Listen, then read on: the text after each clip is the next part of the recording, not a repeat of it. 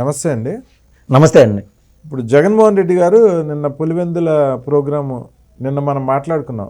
ఆయన అర్జెంటుగా బెంగళూరు పారిపోయారు, బంధువులు పెళ్లి ఉందని. అవును. యాక్చువల్గా ఏమైందంటే పులివెందుల్లో ఆయన వైసీపీ రౌడీ మూకలు, ఆయన పెంచి పోషించిన విషనాగులు, ఓకే, వాళ్లే ఆయన మీద తిరగబడ్డారని, ఆయన మీద దాడి చేయబోయారని, ఇల్లు మొత్తం ధ్వంసం చేశారని, ఈయన దాదాపు 100 మంది పోలీసుల్ని రక్షణగా పెట్టించుకొని అక్కడి నుంచి పారిపోయారని బెంగళూరు ఒక కథనం వినిపిస్తుంది నిన్న నుంచి మీడియా వర్గాల్లో. అది ఒక్కసారి వినిపిస్తాను, దాని మీద విశ్లేషణ కావాలి నాకు. సొంత గడ్డపై వైసీపీ అధినేత జగన్ కు షాక్ తగిలింది. పులివెందులలో జగన్ పై వైసీపీ కార్యకర్తలు తిరగబడ్డారు. గత ప్రభుత్వ హయాంలో చేసిన పనులకు బిల్లులు ఎవరు చెల్లిస్తారంటూ జగన్ ఇంటి మీదకు దూసుకెళ్లారు. పోలీసులు అడ్డుకున్నా వెనక్కి తగ్గలేదు. జగన్ తోనే తేల్చుకుంటామంటూ పోలీసులను తోసుకుంటూ ముందుకెళ్లారు. జగన్ బయటకు వచ్చి సమాధానం చెప్పాలంటూ రాళ్లు విసిరారు. దీంతో జగన్ ఇంటి అద్దాలు సైతం ధ్వంసమయ్యాయి. అయిపోయింది జగన్మోహన్ రెడ్డి పని. ఏం చెప్తారు సార్? అదేంటంటే పులిని చూసి నక్క వాతలు పెట్టుకున్నట్టు వీళ్ళు చంద్రబాబు నాయుడు గారు, పవన్ కళ్యాణ్ గారు, నారా లోకేష్ గారు ఎక్కడికక్కడ ప్రజా దర్బార్లు పెట్టడము, ప్రజల్ని ఈవెన్ రెవెన్యూ శాఖకు సంబంధించి ఏదన్నా గత గవర్నమెంట్లో ల్యాండ్కి సంబంధించి ఎన్ని కబ్జాలు చేశారు కదా సార్, ఈ డైరెక్ట్గా అర్జీలు పెట్టుకోండి, ఎమ్మెల్యేల దగ్గరికి రండి, లేదా మెయిన్ నాయకులే చంద్రబాబు గారు, లోకేష్ గారు, పవన్ కళ్యాణ్ దగ్గరికి డైరెక్ట్గా ప్రజా దర్బార్లు నిర్వహించి ప్రజా సమస్యలు డైరెక్ట్గా వింటున్నారు. సో ఈ పులిని చూసి నక్క వాతలు పెట్టుకున్నట్లు జగన్మోహన్ రెడ్డి గారు ఎట్ట తిరిగి ఆయనకు బేసిక్ అయిన క్యాడర్ అంటూ ఉన్నది. ఎప్పటి నుంచో ఏ మాటకు ఆ మాట. దాన్ని సాక్షి అనే ఒక వెన్నెముక ఎప్పటికప్పుడు నిలబెడతా వస్తుంది ఉన్నంతలో. అయితే ఆ సాక్షి చేసిన రియాలిటీ షోలో నాకు ఇంకా క్యాడర్ ఉన్నారు అని జగన్ నమ్మినాడు. ఆ నమ్మకంలో భాగంగా ఏం చేశాడు, ఆయన ఎక్కడికి పోయి ఆగినా కూడా విద్యుత్ బిల్లులంట, విద్యుత్ ఛార్జీలు, ఏదో సబ్జెక్ట్ ఉన్నది, దానిపైన ప్రజలు రెచ్చగొట్టేద్దాము, ఏదో మాట్లాడదామని ఫిక్స్ అయిపోయినాడు. ఆయన వస్తున్నాడని ఆయన ఇన్ఫర్మేషన్ ఇచ్చేసాడు, పలానా చోటకు వస్తున్నానని. అందరూ గుమ్మికున్నప్పుడు ప్రజా దర్బార్ లాగా వీళ్ళ మాదిరి నిర్వహించుదామని ఆయన ఫిక్స్ అయిపోయినాడు. అందులో భాగంగా అందరూ సమస్యలు, సార్ ఈ కూటమి ప్రభుత్వం 6 నెలలు 7 నెలలు అయింది, అది జరగలేదు ఇది జరగలేదు అని చెప్తా ఉంటారు కదా, అది విని వాళ్ళని రెచ్చగొట్టి జై జగన్ అని పిలిపించుకుందాం అనేది ఆయన ముందు ఆలోచన చేసిన ప్లాన్. అందులో భాగంగా ఏ ప్రభుత్వం ఉన్నా కూడా జగన్మోహన్ రెడ్డి గారికి విపక్ష నాయకుడు కాబట్టి పోలీసు యొక్క సెక్యూరిటీ అరేంజ్ చేసి పెట్టింది. తీరా అక్కడికి వచ్చి వాళ్ళు మా జగన్ ఇష్టం వచ్చిన వాళ్ళతో పాటు వాళ్ళు 30 మంది వచ్చి 70 మంది డబ్బుగా, సార్ ఏదైనా నేను ఈ డబ్బు అనేది ఎందుకంటున్నానంటే గత ప్రభుత్వంలో వైసీపీ ప్రభుత్వంలో పాపం నేను మంచి చేద్దామనే ఉద్దేశంతోనే జగన్మోహన్ రెడ్డి స్వయాన ఆయన కోసం ఎవరైతే ప్రాణాలు ఇస్తారో వాళ్ళకి ఫస్ట్ ప్రిఫరెన్స్, వైసీపీ కార్యకర్తలకి నాయకులకి సెకండ్ ప్రిఫరెన్స్, ఆ లెవెల్లో తీసుకెళ్ళినాడు. ఇది ఓపెన్ వ్యవహారం. కానీ చిన్న కాంట్రాక్ట్లో ఇది ముసుగులో కాదు, ఇది ఎవరిబేట్ అందరికి తెలిసిందే. కానీ ముసుగులో ఏమున్నదంటే ఈ యొక్క అవినాష్ రెడ్డికి సంబంధించిన కంపెనీ, సార్ ఆ కంపెనీ పేరు చెప్పండి ఒకసారి. షిర్డీ సాయి ఎలక్ట్రికల్స్, ఈ యొక్క అరవిందో కంపెనీ కావచ్చు, ఏది విజయసాయి రెడ్డి యొక్క బంధువుల కంపెనీ, ఇలా ఆయనకి ఎవరైతే దగ్గరగా ఉంటారో వాళ్ళకంటూ అప్పచెప్పినాడు.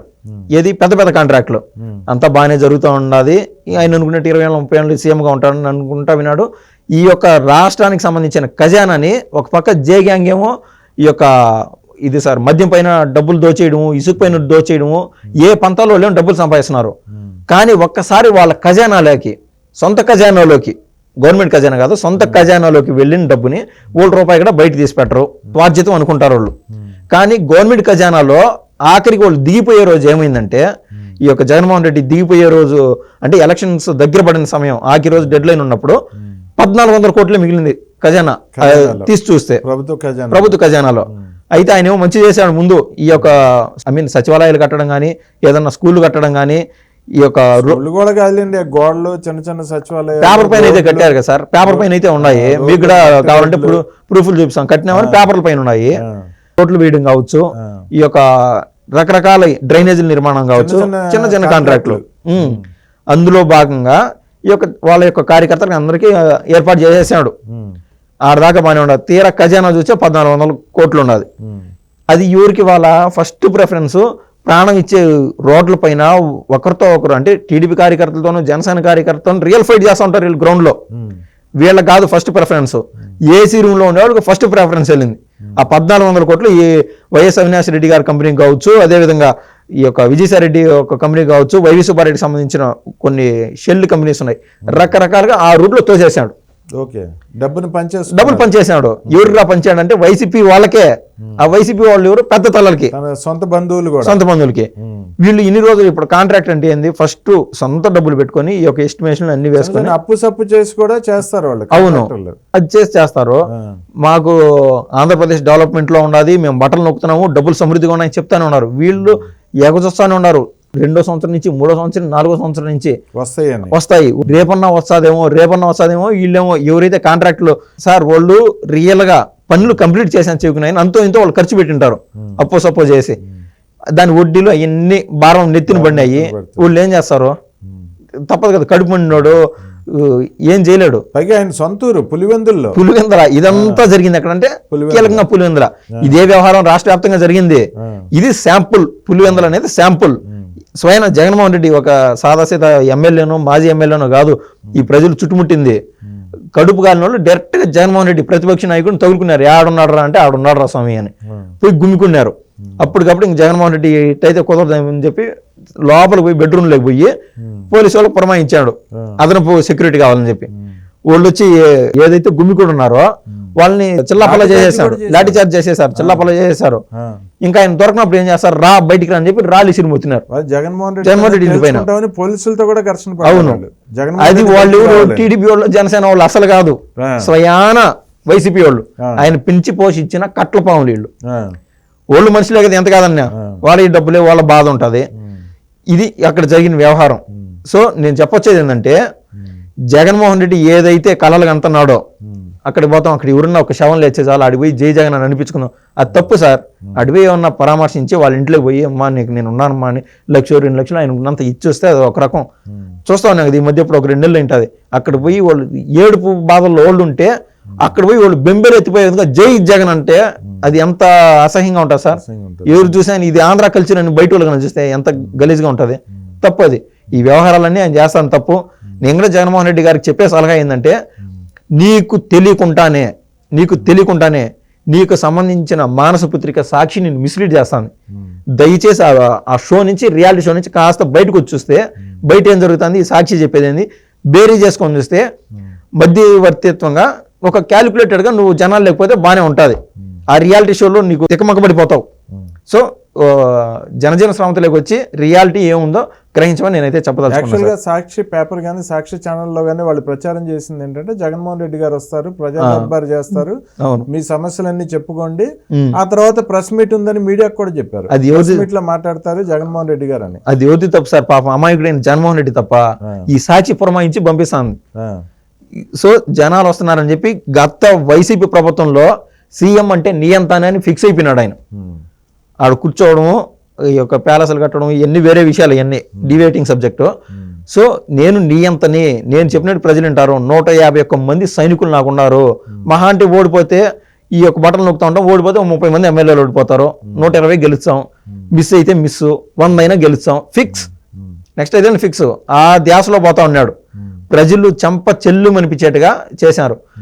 ఆయన చేసిన మిస్టేకు ఆనాడు ప్రజల్లోకి రాలా. ఇవాళ అధికారం దూరం అయినప్పుడు ఇవాళ ప్రజల్లోకి వస్తున్నాడు. ప్రజల్లోకి వచ్చినప్పుడు ఈ యొక్క విలేకరులు పోతారు కదా, ఏ విలేకరితోనూ మాట్లాడే ధైర్యం లేదు. అదొక మానసిక రుగ్మతతో బాధపడుతున్నాడు. ఎందుకు మాట్లాడలేకున్నాడో మనం చెప్పలేము. కానీ వాళ్ళే పప్పు అని వాళ్ళు ఆ యొక్క ఇనువుని కత్తిలాగా చేశారు కదా నారా లోకేష్ గారిని. Nara Lokesh heartfully say thanks to mister Jaganmohan Reddy surely. ఎందుకంటే ఈయన ఒక క్లాసిక్ లీడర్గా ఒక అడ్మినిస్ట్రేటివ్ మోడ్లో నీట్గా వెళ్దాం అనుకున్నాడు. అడ్మినిస్ట్రేటివ్ మోడ్ ఎప్పటికీ ఇన్బిల్ట్ ఉంటుంది, వాళ్ళ 9 నుంచి వచ్చింది. కానీ మాస్ లీడర్గా కన్వర్ట్ చేసిన వాళ్ళు ఈ వైసీపీ వాళ్ళే. ఆయన థ్యాంక్ఫుల్గా ఉండాలి. నారా లోకేష్ గారు ఏం చేస్తున్నారు, మీడియా పరంగా మీడియా ముందుకు వచ్చి ఫస్ట్ పాపం వెతుక్కుంటున్నాడు. ఈయనకేమైందో నాకు తెలియదు, సాక్షి ఎక్కడని వెతుక్కున్నాడు. ఏ ప్రశ్నకైనా సిద్ధంగా ఉన్నాడు ఏమైనా. కానీ ఆయన ఏ విలేకరి, అది ఎటువంటి మీడియా ఛానల్ కూడా ఆయన ఇంటర్వ్యూ ఇచ్చేట్టుగా లేడు. కేవలం ఒకటి 2 యూట్యూబ్ ఛానళ్ళకి, ఒక సాక్షికి, ఈ రేంజ్లో ఆయన ఒక కార్నర్ చేయబడినాడు. అది స్వయం కృతాపరాధం. కానీ నిన్న జరిగింది ఏంటంటే, సాక్షి టీవీలో వేసారు, మీడియా ప్రెస్ మీట్ కూడా ఉంటుందని చెప్పారు. ప్రజా దర్బార్ తర్వాత మొత్తం మీడియా ఛానల్స్ అన్ని వెళ్ళినాయి. అక్కడ చూస్తేనేమో రణరంగం, జగన్మోహన్ రెడ్డి ఇంటి మీదకి రాళ్ళు వేసుకొడుతున్నారు, జగన్మోహన్ రెడ్డిని బూతులు తిడుతున్నారు, నువ్వు రా బయటికి రా జగన్మోహన్ రెడ్డి అంటున్నారు. లాఠీ చేయటానికి పోలీసులు వస్తే మేము జగన్మోహన్ రెడ్డితోనే తేల్చుకుంటామని చెప్పి పోలీసుల మీద కూడా తిరగబడ్డారు ఆఖరికి. సో వీళ్ళందరూ ఒక విషనాగులు లాంటి వైసీపీ కార్యకర్తలను తయారు చేశాడు, ఒక అనకొండ లాంటి జగన్మోహన్ రెడ్డి. ఆఖరికి ఏదో అంటారు కదా, పాముని పెంచితే ఆ పాము కాటుకే చచ్చిపోతాడని. సో ఆయన ఈ విష సర్పాలను తయారు చేసిన జగన్మోహన్ రెడ్డికి ఆ విష సర్పాలే తిరగబడి ఆయన మీదకి నిన్న తిరుగుబాటు చేసినవి. ఆయన నిన్న బయటకు వచ్చి కనిపిస్తే మాత్రం చెతకొట్టేసేవాళ్ళు జగన్మోహన్ రెడ్డి. అటువంటి పరిస్థితి వాతావరణం కనిపించింది ఆయన ఇంటి దగ్గర. సో వీడియో విజువల్స్ కూడా చాలా క్లియర్ గా వచ్చినాయి. ఆయన ఇంటి అద్దాలు కూడా పగిలిపోయినాయి. కానీ ఇటువంటి వాతావరణం ఎప్పుడన్నా ఇన్ని సంవత్సరాల రాజకీయ జీవితంలో చంద్రబాబు నాయుడు గారికి కానీ నారా లోకేష్ గారికి కానీ ఎప్పుడన్నా జరిగిందండి? తెలుగుదేశం కార్యకర్తలు వాళ్ళ ఇళ్ల మీదకి వెళ్ళిపోయి చంద్రబాబు నాయుడు గారిని కొట్టడం అనేది ఎప్పుడన్నా జరిగిందా? ఏ రోజున లేదు. గత వైసీపీ ప్రభుత్వంలో ఈ యొక్క మంగళగిరిలో టీడీపీ పార్టీ ఆఫీస్ పైన జరిగిన దాడి ఘటనను కూడా చూస్తే ఏ రోజైనా చంద్రబాబు నాయుడు నువ్వు అవినీతి చేసావో లేకుంటే నువ్వు మాకు కాంట్రాక్ట్ బిల్లులు ఇంకా వదలలేదనో దీనికి ఎవరు పోలా. కక్షాపూరితంగా వాళ్ళు చేసిన వ్యవహారం ఇదంతా. అదే కక్షాపూరితంగా ఈ రోజు వీళ్ళకుండే ఎమ్మెల్యేల సంఖ్య కావచ్చు, సెంటర్లో వీళ్ళకుండే పవర్ కావచ్చు, వాళ్ళు చంద్రబాబు నాయుడు గారు కన్నా నిన్న నిజంగా అటు వదిలేసినంటే పోలీసు వాళ్ళని పంపించుకుంటా ఏం జరిగింది సార్? ఈ యొక్క వ్యవస్థల్ని బయటకు కొట్టేవాళ్ళు. సో చంద్రబాబు నాయుడు గారు అక్షరాల జగన్మోహన్ రెడ్డిని కాపాడుతున్నారు, ఎందుకంటే వాళ్ళ స్నేహితుడు కొడుకు కాబట్టి. అది కూడా కాదులేండి, చట్టం పని తను చేయాలి కాబట్టి. ఒక మామూలు ఎమ్మెల్యే మీద దాడి జరుగుతుంటే మరి పోలీసులు రక్షణ కల్పిస్తారు. ఇప్పుడు జగన్మోహన్ రెడ్డి పరిస్థితి పులివెందులు ఏంటి? కనీసం అసలు నెక్స్ట్ ఎమ్మెల్యే అయినా గెలిచే పరిస్థితి ఉందా? వార్డు మెంబర్గా అయినా పోటీ చేస్తే గెలిచే పరిస్థితి ఉందా? నేను మిస్టేకన్లో ఉన్నాయి సార్. ఒక వారం ముందు కూడా ఈ యొక్క 3 నామాల దేవుడు 2 నామాలు ఇచ్చినాడు ప్రస్తుతానికి. వీళ్ళ వ్యవహార శైలి అసలే బాగలేదు. పోనీ లేని దేవుడు దయతో ఒక్క నామన ఇస్తాడు, పులివెందుల అనే నామం ఒకటి మిగిలిస్తాడని నేను అనుకున్నా. కానీ ఈ వారం గ్యాప్లోనే మనం చూస్తే పులివెందులలో సాగునీటి సంఘాలకు సంబంధించిన ఈ ఎలక్షన్స్ జరిగితే ఏకగ్రీవంగా టీడీపీ వాళ్ళు గెలిచేశారు. అవును, ఆ వ్యవహారం కావచ్చు. ఇవాళ జగన్మోహన్ రెడ్డి పోతే ఉండూరులోనే రా రా అని చెప్పి బయటికి చొక్కా పెట్టి లాగి బయటికి రప్పించే విధానం కావచ్చు, రకరకాలుగా. So Jaganmohan Reddy clear cut గా పులివెందులు వదిలిపోయినా ఆశ్చర్యం లేదని నేను పోటీ చేసినా గెలిచే పరిస్థితి లేదు. ఎందుకంటే సార్ ఆయన సీఎంగా చేసినాడు, ఆయన సీఎంగా చేసినాడు, ఇది కాదు వ్యవహారం. మూలాల్లోకి పోయి చూడండి, స్వయాన రాజారెడ్డి గారి వాళ్ళ వైఫ్ వార్డు మెంబర్గా ఓడిపోయినారు అక్కడ వీళ్ళు చెప్పే కాడ. ఆ రోజు నుంచి 1994 ఎంపీ ఎలక్షన్స్ టైం వరకు ఈ యొక్క రౌడీజంతోనే వాళ్ళు గెలుస్తూ వచ్చారు. ఆ విధంగా కంచుకోటగా తయారైపోయింది. 1994 ఎలక్షన్స్ లో ఒక ఎంపీ ఎలక్షన్స్ లో 6,000-7,000 ఓట్ల మెజారిటీతో రాజశేఖర రెడ్డి గారు బయటపడినాడు. ఆ రోజు ఒక ఉన్నతమైన ఒక పోలీస్ ఆఫీసర్ ఉమేష్ చంద్ర గారు అనుకుంటా, ఆయన యొక్క చట్టంని అంత స్ట్రెంథన్ చేశాడు పులివెందుల వరకు. అప్పటికి అక్కడక్కడ ఆడపాడప మెజారిటీ జరిపోయింది సార్. ఓడిపోవాల్సిన సందర్భం అది. ఉమేష్ చంద్ర గారు ఎన్ని చోట్లని పెట్టగలుగుతాడు సెక్యూరిటీని? ఆ రోజున ఒక ఎంపీ అంటే లక్షల ఓట్లు డీలింగ్, అది 7,000-6,500 ఓట్ల మెజార్టీతో గెలిచాడు రాజశేఖర రెడ్డి. ఆ రోజే చరిత్ర ఓడిపోయినట్లే. సో అయితే జగన్మోహన్ రెడ్డి గారి పని అయిపోయింది అంటారు. వార్డు మెంబర్ గా కూడా జరిగే పరిస్థితి లేదంటున్నారు ప్రజలు, పులివెందుల ప్రజలు. అవును. సో ఆయనకి ఓటేసే పరిస్థితి లేదు పులివెందుల్లో. నెక్స్ట్ ఎలక్షన్ లో వైఎస్ఆర్సీపీకి ఒక్క సీటు కూడా రాదు, వచ్చే ప్రశ్నే లేదు. ఓకే అండి, థ్యాంక్ యూ అండి, ధన్యవాదాలు.